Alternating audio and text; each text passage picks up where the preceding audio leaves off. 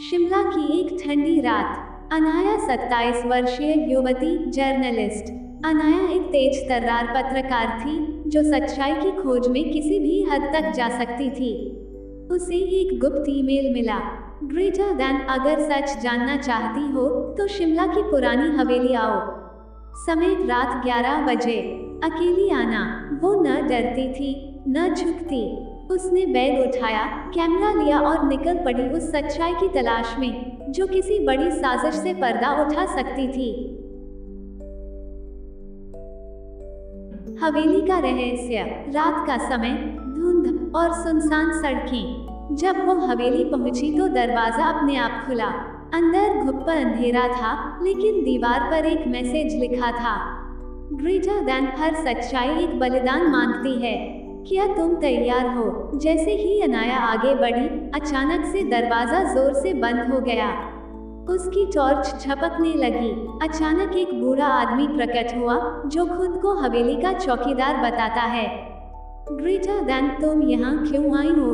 वो गुर्राया। अनाया ने डर को दबाते हुए कहा, सच जानने। वो आदमी हंसा और कहा, सच जानना आसान नहीं, लेकिन अगर तुम हिम्मत वाली हो तो तहखाने में जाओ। वहीं से शुरुआत होती है। तहखाना और तह तक की यात्रा। तहखाना एक भूल भुलैया था।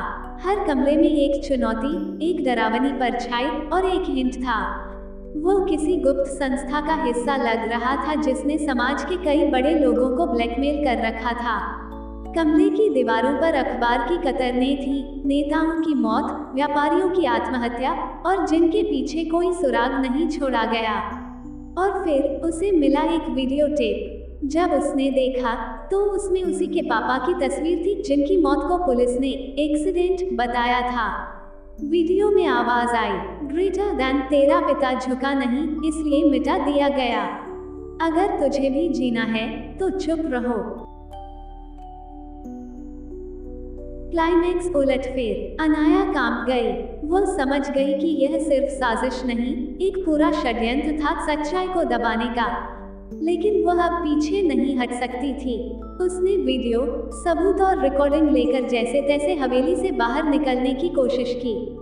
तभी एक नकाबपोश आदमी ने उसे रोका।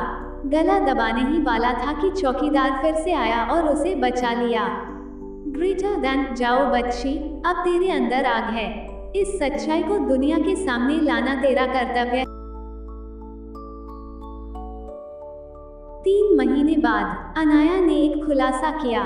टीवी पर लाइव उसने पूरे देश के सामने उस गुप्त संस्था की पोल खोल दी। उसी दिन अनाया की किताब लॉन्च हुई, आखिरी पैगाम, जब सच खामोश न रहा।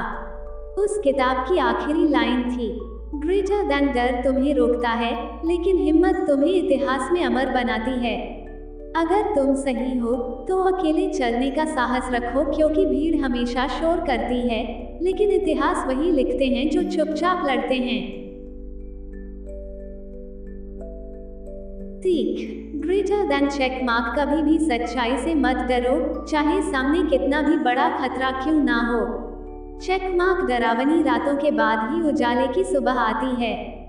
Check mark. सच्चे लोग कभी हारते नहीं, वे मिसाल बन जाते हैं।